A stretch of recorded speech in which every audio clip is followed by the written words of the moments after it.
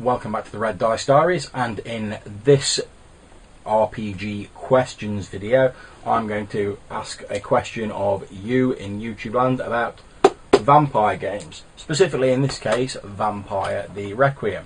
I've just got to the Blood and Smoke Strix Chronicles book in hard copy, which I reviewed some time ago in PDF form. I'll put a link to that video down in the comments section. Love the book. Ordered myself a hard copy of it. I think it really takes Requiem to the next level, and a few people have suggested that I should run it online.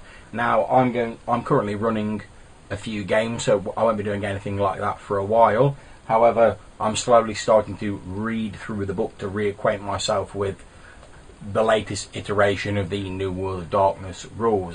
It's been a few years since I've actually run anything in the World of Darkness, and it started me thinking, since back in the past I've run an awful lot of vampire games, and one of the, not really problems, but one of the issues I've come across in vampire games is that initial sort of starting point when the characters have just been embraced, or during their embrace and just after that. After all, normally the pre-embrace stuff is sorted out as part of the character background. However, when it comes to actually playing through that period, either just before, through the embrace, and to just after the embrace, when they're learning about their new state of being, kindred society, etc., I think it's often very easy to fall into familiar and practiced tropes, since pretty much anyone who's ever played a vampire game, whether it be Old World of Darkness, New World of Darkness, Feed, or whatever, will have some idea of what is in store for them. You've obviously got to discover that you're a vampire and that you're technically no longer alive in most cases. You've got to discover that you have to feed on blood plus whatever vampire powers that you have, and also the various banes of a vampire existence. So in World of Darkness, frenzy, wassail, obviously sunlight, and in some systems probably the stereotypical weaknesses to garlic, silver, running water, etc., etc.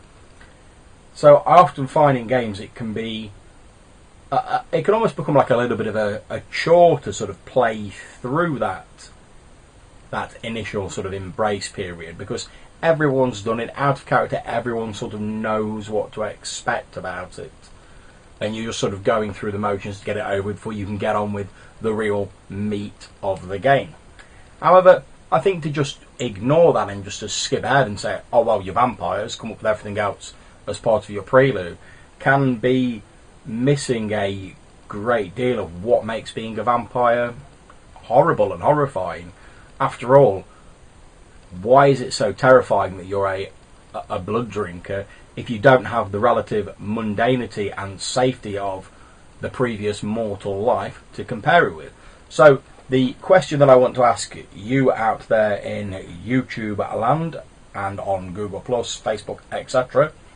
is, if you were running a vampire game, or when you have run a vampire game, how do you play out that initial period just prior to, during and after the embrace, the conversion to a vampire, when characters are just stepping out into the nighttime world? How do you keep it fresh? How do you keep it exciting? What do you do in your game to really make that part of that's so important to the whole like vampire ethos come alive for your players and keep them interested and keep them gripped and hooked into your game, so that it neatly frames the rest of your chronicle, rather than just being a speed bump at the start that has to be got over before you can get on with the rest of the chronicle?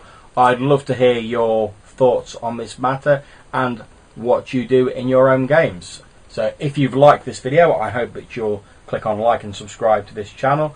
I'd love to see your comments in the comments box below, or hit me up in the Google+ links, or even better, if you can, drop a video response to it and link me in the box down below. Until I see you next time, I look forward to reading what you've written, and take care.